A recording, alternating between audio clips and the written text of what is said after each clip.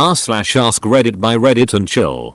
Serious, people of Reddit, what's your if I'm going down I'm taking you with me story?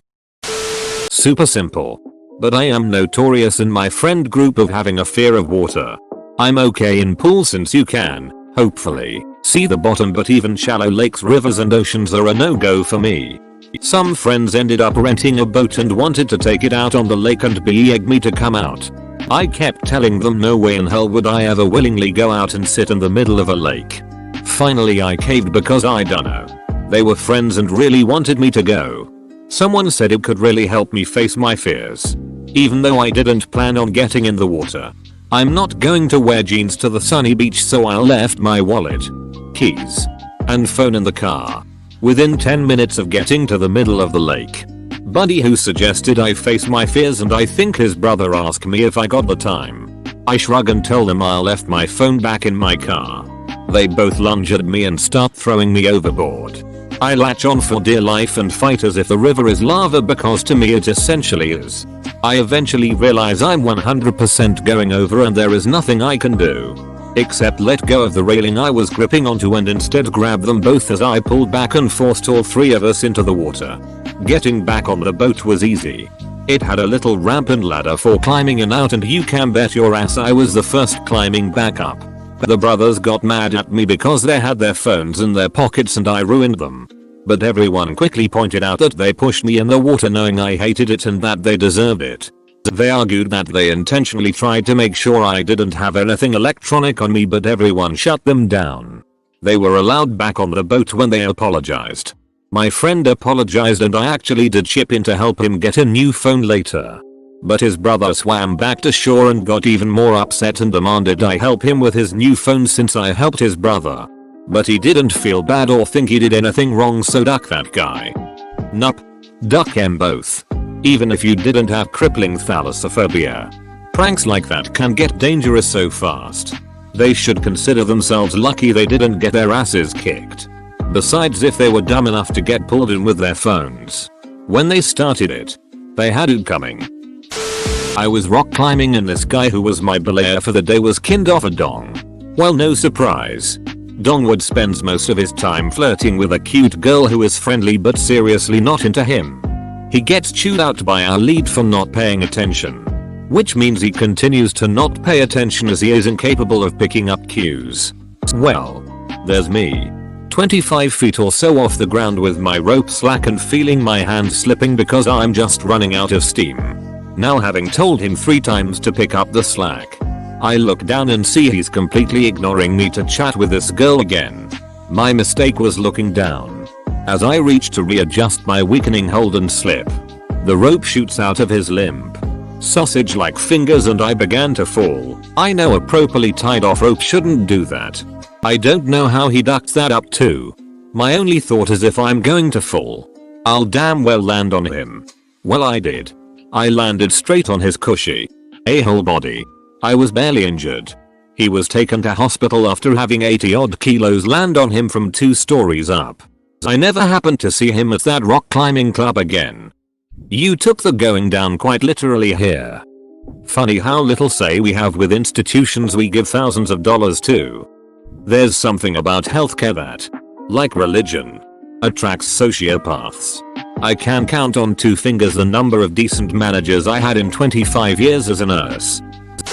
When I was in 8th grade, we had to create a presentation on a book we had just read, including a skit from one of the scenes.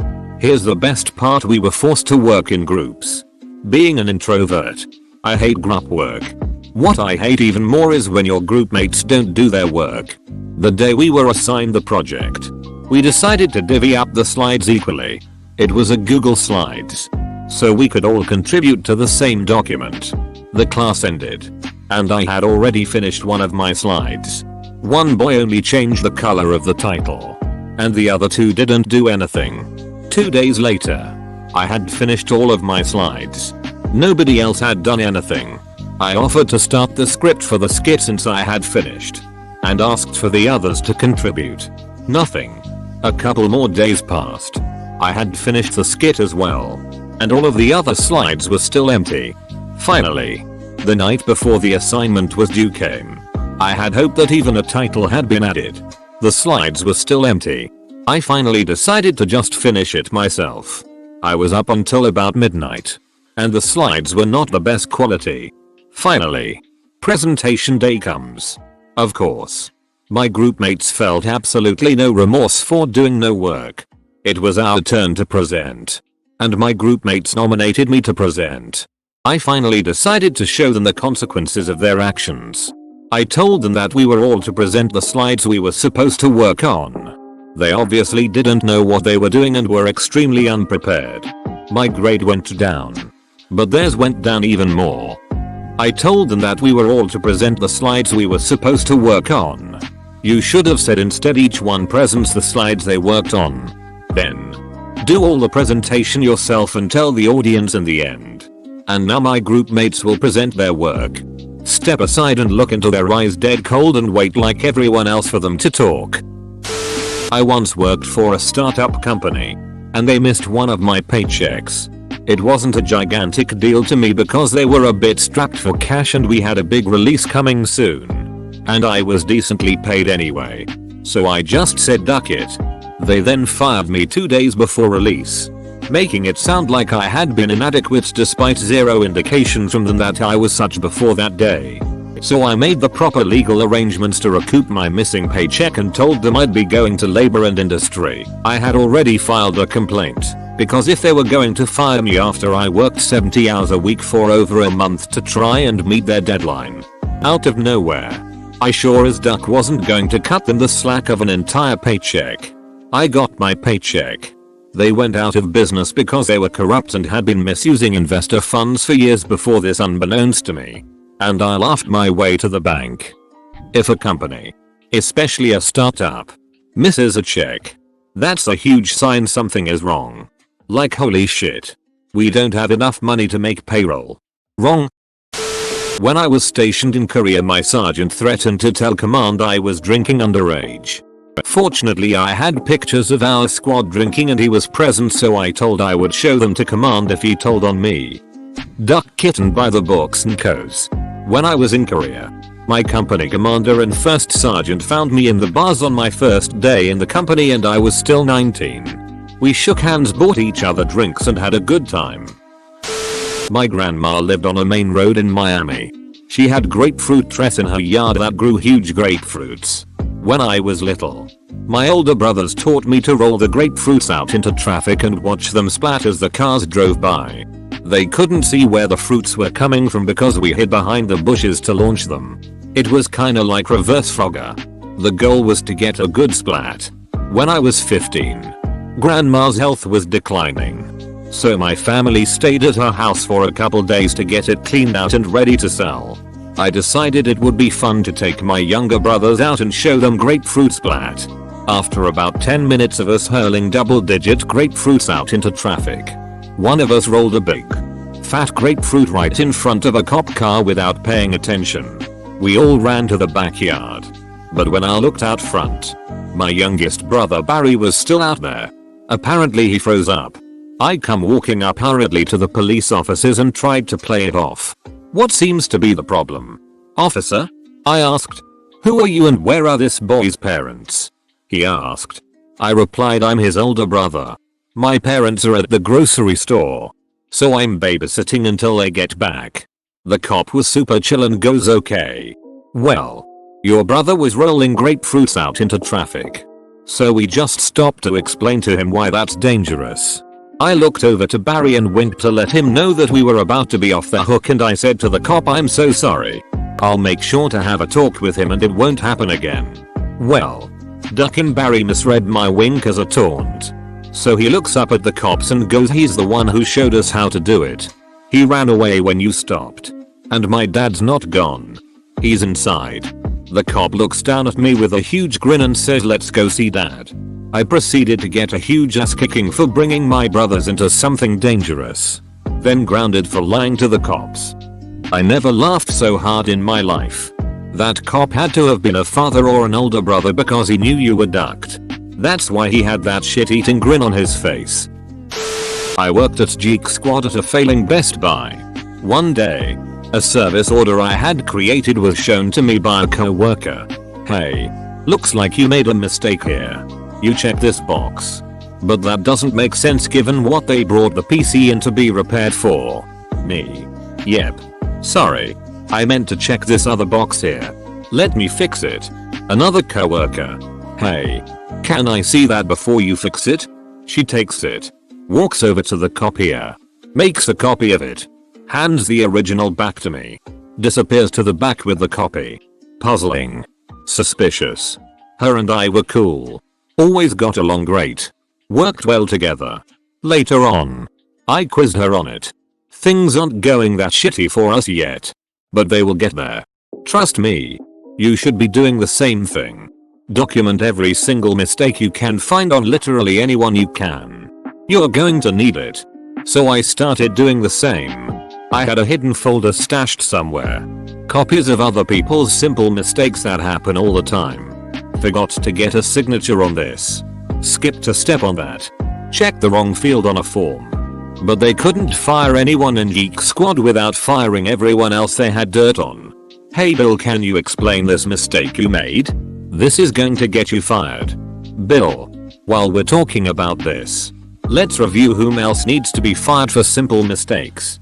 Dumps out folder full of dozens of mistakes from numerous other employees. They couldn't exactly fire the entire Geek Squad. Or all of customer service. We shared the same corner/area in the store. They needed to reduce headcount but not fire entire departments. So we were left alone. Healthy work environment. Current job. Previous manager. I was on a team of 2. And when the lady I worked alongside with quit, they decided not to replace her. I have a young child. Who, as children so often do, gets sick a lot. Being the only person on my team, and the most important role for our office to function since it is literally the first step in all our processes, I had a very hard time whenever I used my PTO with short notice. I had given my manager multiple ways to fix the issue, but she never would hear any of it. She also was in a remote office, so she had zero clue what I did with my day. She finally sent me a very angry email basically telling me I could not use my PTO for emergencies all the time when my son got sick. I wrote back a long, detailed list of every method I suggested to fix the issue, along with the fact that I was the only person in my position for months, and that our company policy states in bold letters that using PTO because you or your loved one is sick is not only acceptable, but encouraged. My manager responded to my email by stating she would forward my concerns to HR and that I should probably polish up my resume. But HR was in our office that day. For the first time in 6 months. Great coincidence. Right? So I went in. Asked if I could speak about an issue concerning my manager. And explained everything as it happened. The HR rep had this look on her face like she was going to murder someone. She asked me to forward the entire email chain to her, which I did. Then she called me back to talk to her. A few people I talked to were aware that the manager and I had issues. And the lead of every team in our office basically told the HR rep that the entire office can't function without me and that I've been doing the work of 3 people for 9 months. This was somehow a very refreshing read. If you're Canadian, you've done this to your BFF while slipping on ice outside of school at least once in your life. Dad pushed me into the pool, but before I fell in I grabbed his arm. I did the same to a girl I used to work with. It was a cold, rainy day and I went to pass her on the dock we worked on and she gave me a shove. In desperation to catch myself I grabbed a handful of her shirt and we both went in. We taught sailing lessons and she had changed into normal clothes for the day. But I had not. Her reasoning for pushing me in was I still had my suit on, so it was okay. Duck Eugenia. I hope your drive home in wet clothes sucked. In 7th grade my teacher decided to use process drama to teach about the Holocaust. He told us we can hide anywhere in the building and if we successfully evade him looking for us, we will get a bunch of extra credit. Conversely, if we are caught, we will get 5 points for each other classmate we rat out. I hid successfully in the computer class under a spare TV card that barely fit me. My soon-to-be not friend had chosen poorly in the same room and was easily found. Upon walking out I very clearly remember him yelling, "Wait! Yams is in the corner under the cart." I can't remember being so mad at someone. Ratted out for a mere 5 points. I yelled at him and Def overreacted. The lesson being a process drama. That was kind of the point. To experience the fear and potential rage at your neighbors for ratting you out. For those of you who don't know, this lesson style is to give the student first-hand emotional connection to whichever content you'd like to teach. It's incredibly effective. TLDR, I was taken down along with a classmate and lost extra credit. We honestly need to do that more in education. Hands-on or situations like that are way more memorable and can lead to having empathy. Something I fear we lack in first world society. Ducking like and subscribe.